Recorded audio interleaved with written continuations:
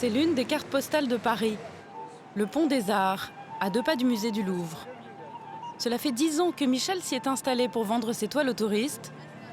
Depuis quelques mois, il surveille de près son territoire. Regardez déjà le Pont Neuf. Alors, là j'en vois 5. Là elle bouge, elle touche les gens à l'épaule, comme dame. En ligne de mire, ces jeunes filles apparemment sourdes-muettes qui alpaguent les touristes pour leur demander de l'argent. Depuis qu'elles opèrent dans le quartier, Michel voit ses ventes décliner. Tous les clients me disent je suis désolé, je ne peux pas vous acheter une toile, j'ai déjà donné 20 € ou 10 € au surmouet. Tout le monde doit vivre, mais pas de cette manière-là. Pour moi, c'est du vol. Il sera puni par la Sainte Vierge et par le bon Dieu. Dès qu'il les voit à l'œuvre près de son pont, il s'empresse de les chasser. Il faut partir. Ce qu'ils font là, c'est bon. Ils sont pas sourds. Pourquoi ? Depuis 6 mois, cette nouvelle forme d'escroquerie explose dans tous les sites touristiques. À Lyon, à Marseille, à Nice ou à Paris, au pied de la Tour Eiffel. À Beaubourg, près du musée du Louvre ou sur les parvis des gares. Toujours en groupe, ces Roms originaires de Roumanie sont pour la plupart mineurs. Les jeunes filles, souvent enceintes, tous se font passer pour sourds-muets. Le profil parfait pour apitoyer le badaud et quémander de l'argent. Nous avons cherché à savoir comment ces jeunes délinquants étaient organisés. Nous avons passé une semaine dans leur sillage.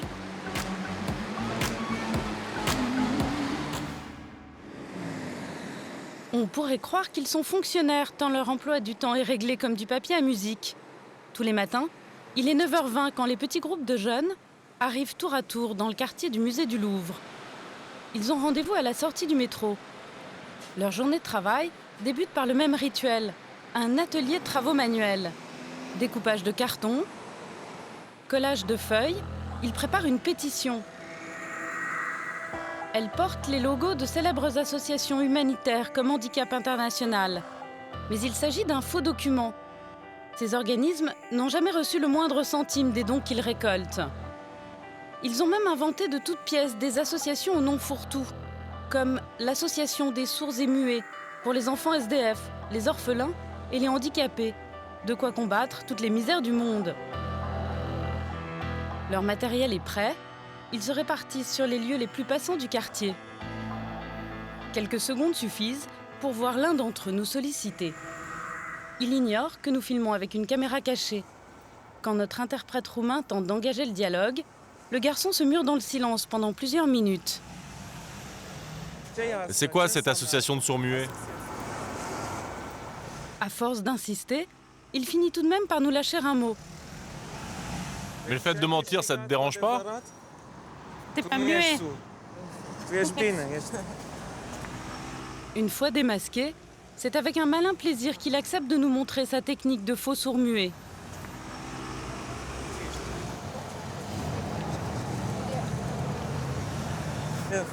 Mais le fait de mentir, ça ne te dérange pas ? Comme ci, comme ça. Il y a des matins où ça m'ennuie de faire ça, mais il y en a d'autres où ça me dérange moins. Gênés ou pas, David et ses camarades ne lâchent jamais leur proie, quitte à la suivre sur plusieurs mètres. Voire même à l'encercler. Pour obtenir plus d'argent, ils vont même jusqu'à fouiller les poches des passants. Mais tout au long de notre tournage, nous n'avons constaté aucun vol sur les touristes.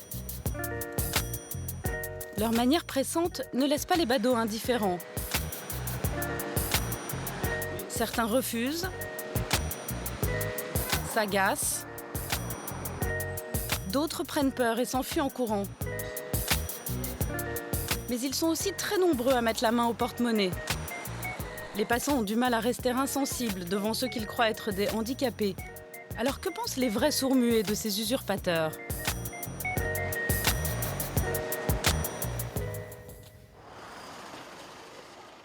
Nous nous sommes rendus dans une école où l'on enseigne la langue des signes. Ici, les élèves sont entendants et sont là pour apprendre à communiquer avec les sourds. Quand on leur montre les images des jeunes Roms que nous avons filmés, cela les fait bien rire. Ce qui les amuse, c'est que les jeunes Roms n'emploient pas du tout le vrai langage des signes. Comme ici, où la jeune fille quémande de l'argent pour un appareil auditif. Vous pouvez nous montrer, elle faisait...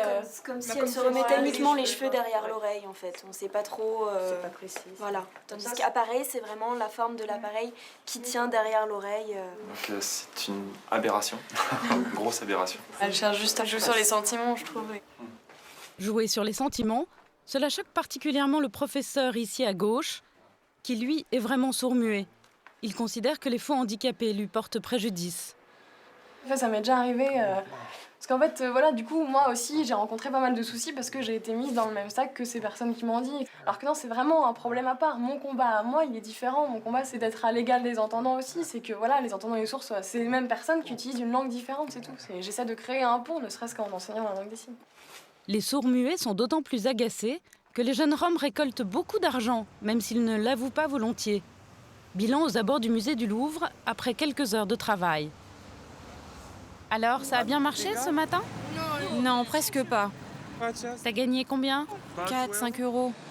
Pourtant, en l'observant travailler avec son groupe, le constat est tout autre. Ce matin-là, en moins de 3 heures, elle récupère plusieurs billets qu'elle cache aussitôt dans leur soutien-gorge. Pour sa copine, c'est même le pactole, comme avec cette touriste asiatique qui lui donne 50 euros d'un coup.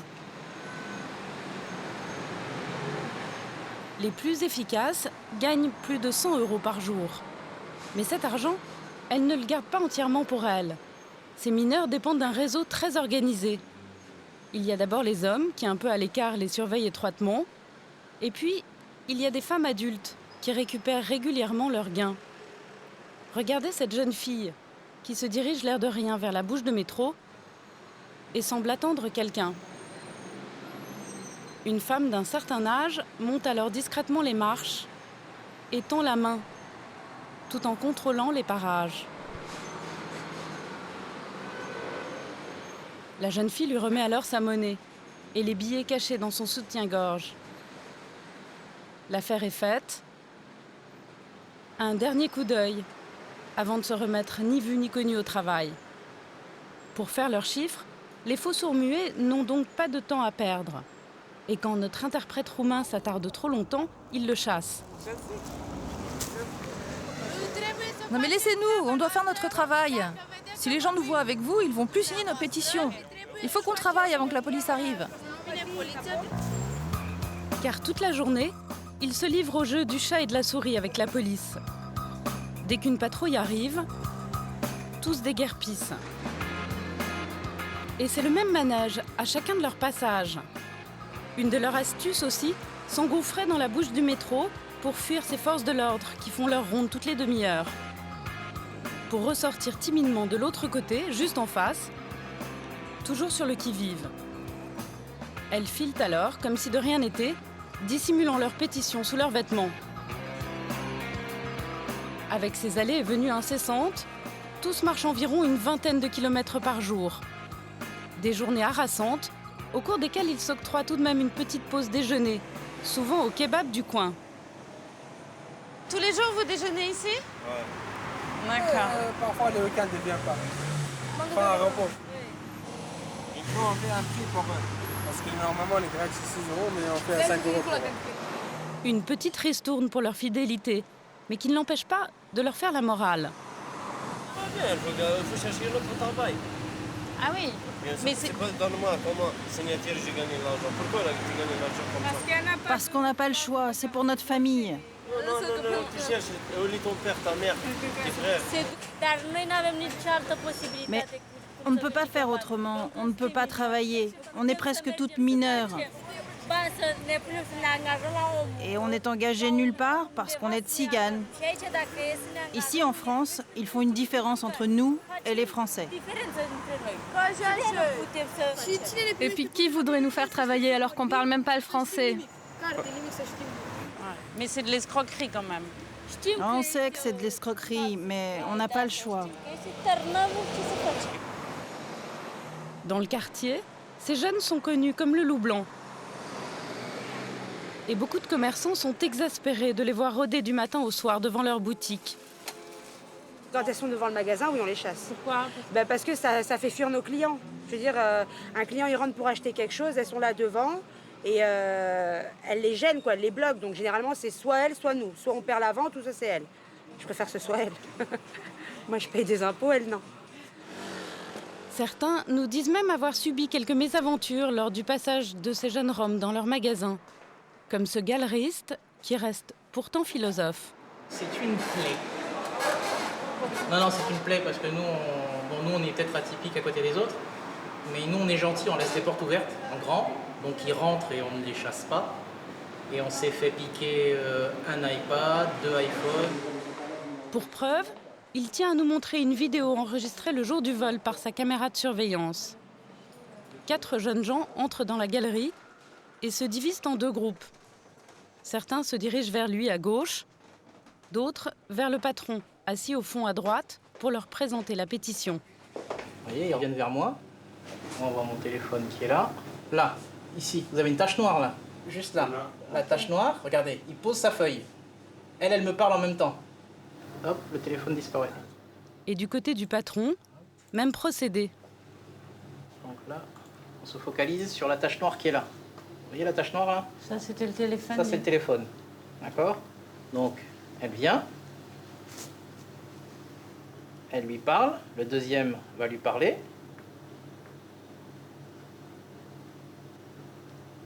Hop! Il n'y a plus de tache noire. Le téléphone est parti sous les yeux. Et il s'en est rendu compte sur le moment Non, ou pas? il s'en est rendu compte 2 heures après. Moi, je dis respect. Ils sont super forts. Non, c'est... Si bien, je me suis même pas fâché. Parce que c'est ma faute. Mais me le faire sous mes yeux, non, ils sont très très forts. Beaucoup de commerçants du quartier disent avoir subi de tels larcins. Faux sourds-muets, mais aussi pickpockets et petits cambrioleurs, la délinquance des mineurs roumains aurait augmenté de 70% dans les 6 premiers mois de l'année, selon le ministre de l'Intérieur, Claude Guéant, qui a même décidé de médiatiser le problème à la fin de l'été.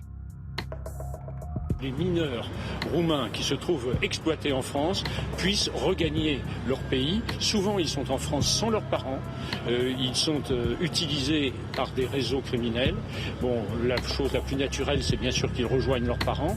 Ils se trouvent aussi... Pour autant, sur le terrain, la tâche des policiers n'est pas plus facile. Gare de Lyon à Paris. Comme tous les lieux de transit, le site est particulièrement fréquenté par les faux sourds-muets. C'est ici que s'est créée la première brigade de lutte contre l'escroquerie à la Charité. Ce matin, le capitaine a justement une mission à confier à son équipe. Apparemment, il y aurait 6 à 8 personnes des pays de l'Est qui se livreraient à l'escroquerie à la Charité. Avec la pétition? Avec la pétition. Parfait, ça marche, pas de souci, capitaine. D'accord. Marche. Allez, à plus tard. On y va? Bonne chasse. Allez, merci. Pour Stéphane, le chef d'équipe, la difficulté, c'est de ne pas se faire repérer par ces jeunes qui les connaissent bien. Ce que vous faites, c'est que vous deux, qui sont un tout petit peu plus connus, on se met en réfréné, et notamment Fabienne et Guylaine, qui sont un peu moins connus, ce qu'ils font, c'est qu'ils vont arriver de face, de façon à pouvoir les constater, l'infraction, et vous fermer derrière. Et surtout, si elle vous voit, vous faites comme si, c'était pas elle qui nous intéressait aujourd'hui. Ok. Dans le hall, où la présence des jeunes a été signalée, l'affluence est telle qu'ils ont du mal à les localiser. Gérard, tu en vois ou pas? Ouais, parfait. Quand tu les vois, tu m'appelles, d'accord? Stéphane finit par les repérer.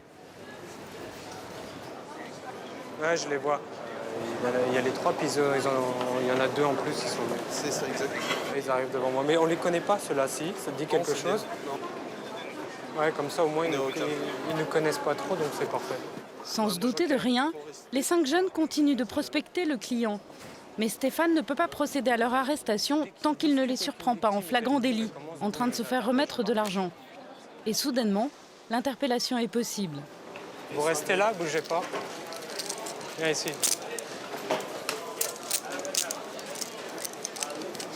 Dis-moi ton truc. Fabienne, fais le deuxième, là. Viens ici. Dépêche-toi ou t'en prends une, là. Il les conduit alors vers le passant qui vient de leur donner quelques pièces. Restez là, s'il vous plaît. C'est la police, restez là. En fin de compte, ils sont pas sourds-muets, ils sont pas handicapés, c'est une escroquerie qu'ils vont faire. D'accord? Parle. Dis au monsieur que tu l'as escroqué. Dis-le en parlant. Maman donne comme ça dans vos poches. Voilà. Vous voyez, il n'est pas sourd, il n'est pas muet. Donc en fin de compte, il vous a juste escroqué.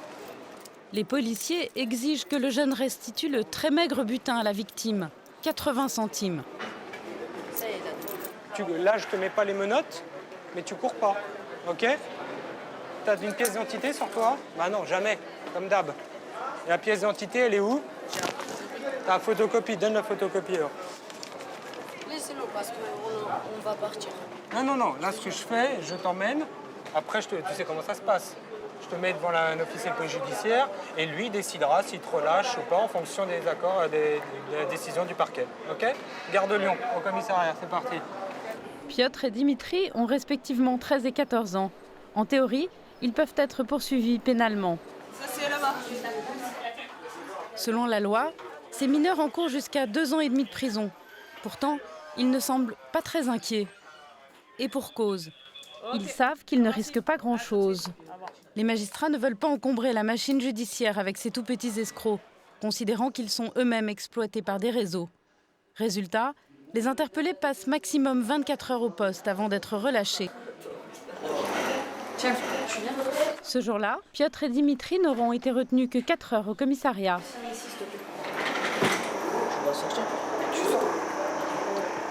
Depuis leur arrivée en France il y a 4 mois, ils disent avoir été arrêtés une dizaine de fois déjà, sans suite judiciaire. Allez, au revoir. Et ils ne semblent pas prêts de cesser leur activité. Bon alors, ça va? Oui, ça va. Bon, et demain, vous allez recommencer. Moi, on ne vient pas ici. Ouais, ailleurs? À Châtelet. Moi, je vais aller à Tournai-FM.